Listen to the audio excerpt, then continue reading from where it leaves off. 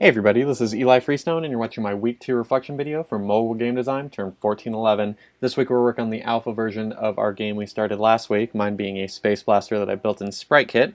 Overall, I think this week went fairly well. I had a lot of the requirements already implemented last week, including the collisions and the linear interpolation, although I did tweak a lot of things.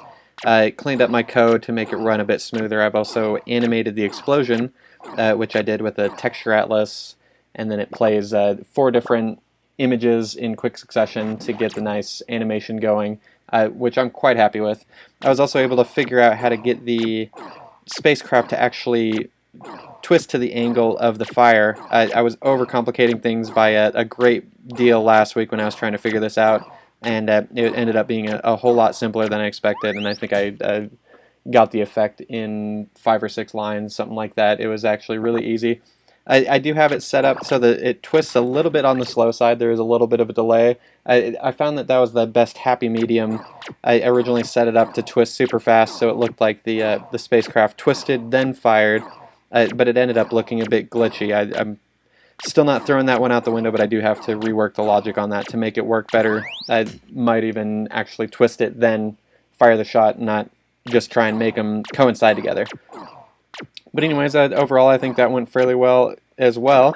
I do have new sound effects. Hopefully they're coming through okay sound-wise. I do use headphones with a microphone because whenever I do a screencast on my MacBook, my fan pretty much goes berserk and creates a bunch of sound.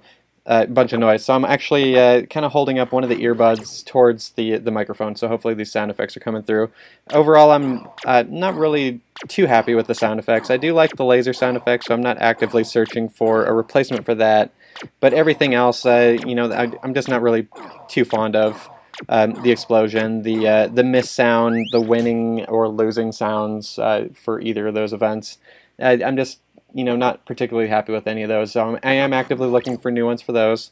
But we do have 2 different events, winning or losing, which I was also able to set up to give the player lives. That way, they have 3 UFOs can get past them before they are it's game over, or they have to get 15 to win it.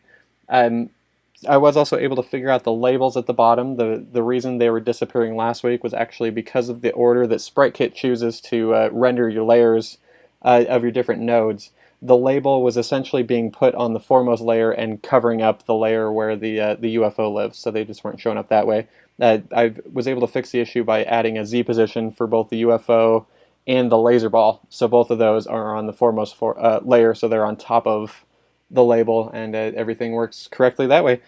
So then I also, I'm able to set up the initial default value for both of those, so it looks a lot better. It works the same as it did last week, but it just starts out with a better default. And I'm going to go ahead and run this in the simulator real quick just to better visualize how the mechanics of the game works, because you can't really see the touch inputs on the iPad when I'm displaying with Air Server. So essentially you have to click or touch in front of the UFO and set up the trajectory so that they meet, the laser ball meets or crosses path with the UFO, so we have the entity-on-entity collision there, but there's also a point-to-entity collision in that the laser ball goes to the point that you touch, but then it continues on off the screen if it never collides with anything.